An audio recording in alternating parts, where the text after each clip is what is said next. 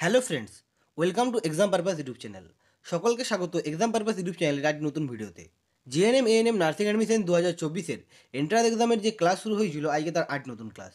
আর আজকের ক্লাসের বিষয় হলো জীবনবিজ্ঞান।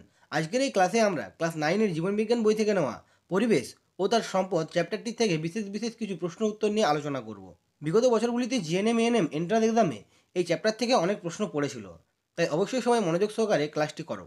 চলো তাহলে আজকের এই ক্লাসটি শুরু করা যাক। প্রথম প্রশ্ন, জীববিজ্ঞানের কোন শাখাটি জীবের বসবাস রীতি নিয়ে আলোচনা করে? এখানে উত্তরে বেবি ইকোলজি। জীববিজ্ঞানের ইকোলজি শাখাটি জীবের বসবাস রীতি নিয়ে আলোচনা করে। 2 নম্বর প্রশ্ন, কোনো নির্দিষ্ট স্থানের সকল প্রাণীকুলকে একত্রে কি বলে?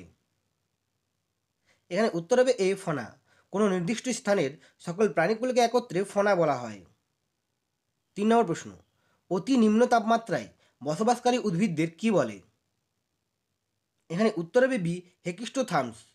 অতি নিম্ন তাপমাত্রায় বসবাসকারী উদ্ভিদদের হেকিস্টোথার্মস বলা হয়।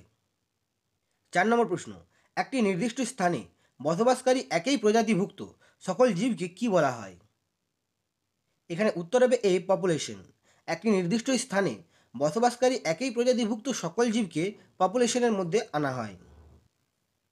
5 নম্বর প্রশ্ন, উচ্চ তাপমাত্রায় বসবাসকারী উদ্ভিদদের কি বলে? এখানে উত্তর হবে এ, মেগাথার্মস। উচ্চ তাপমাত্রায় বসবাসকারী উদ্ভিদদের মেগাথার্মস বলা হয়। কিসের উপর নির্ভর করে পপুলেশন পিরামিড গঠন করা হয়? এখানে উত্তর হবে বি, বয়স। বয়সের উপর নির্ভর করে পপুলেশন পিরামিড গঠন করা হয়। 7 নম্বর প্রশ্ন, যে আন্তঃক্রিয়ায় একটি প্রজাতির জীব ক্ষতিগ্রস্ত হয় না কিন্তু একটি প্রজাতির জীব উপকৃত হয় তাকে কি বলে? এখানে উত্তর হবে সি, প্রিডেশন। যে আন্তঃক্রিয়ায় একটি প্রজাতির জীব ক্ষতিগ্রস্ত হয় না কিন্তু একটি প্রজাতির জীব উপকৃত হয় তাকে প্রিডেশন বলা হয়। 8 নম্বর প্রশ্ন, জীবগোষ্ঠীতে প্রজাতিগুলির খাদ্য ও বয়সের যে পার্থক্য দেখা যায় তাকে কি বলে? এখানে উত্তর হবে এ, ট্রপিক লেভেল। জীবগোষ্ঠীতে প্রজাতিগুলি খাদ্য ও বয়সের যে পার্থক্য দেখা যায় তাকে ট্রপিক লেভেল বলে।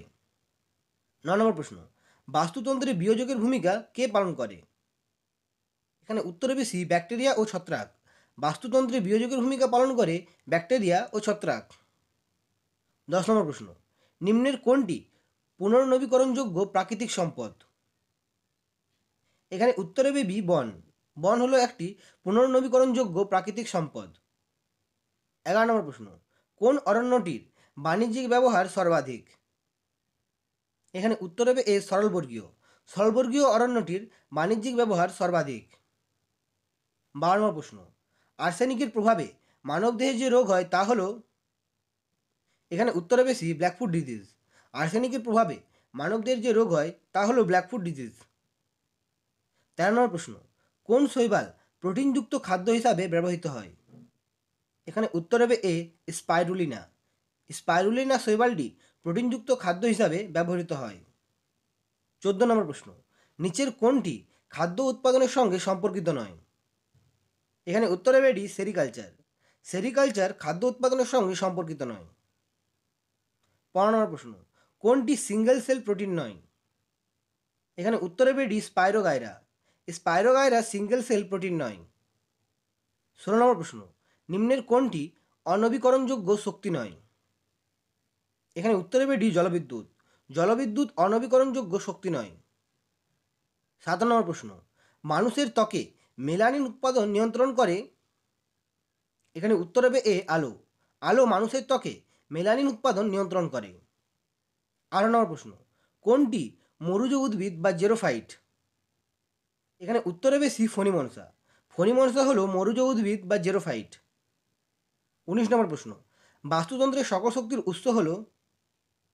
এখানে উত্তর হবে সি, সূর্য। বাস্তুতন্ত্রের সকল শক্তির উৎস হলো সূর্য। 20 নম্বর প্রশ্ন, কোনো নির্দিষ্ট বাস্তুতন্ত্রের অন্তর্গত জীবের পরিমাণ বা সর্বমোট সংখ্যাকে কি বলে? এখানে উত্তর হবে এ, বায়োমাস। কোনো নির্দিষ্ট বাস্তুতন্ত্রের অন্তর্গত জীবের পরিমাণ বা সর্বমোট সংখ্যাকে বায়োমাস বলা হয়। এন্ট্রান্স এক্সাম সম্বন্ধিত জীবনবিজ্ঞানের আজকের এই ক্লাসটি এতটাই। এই ক্লাস সম্বন্ধিত যদি তোমাদের কোনো প্রশ্ন থাকে তাহলে অবশ্যই আমাকে কমেন্ট করে কমেন্ট বক্সে জানাও। আমি সেখানে তার যথার্থ উত্তর দেওয়ার চেষ্টা করব। আর আজকের এই ক্লাসটি যদি তোমাদের উপকারী মনে হয় তাহলে অবশ্যই বন্ধুদের সাথে শেয়ার করো। আবার দেখা হবে পরের ভিডিওতে। ধন্যবাদ, সকলে খুব ভালো থেকো।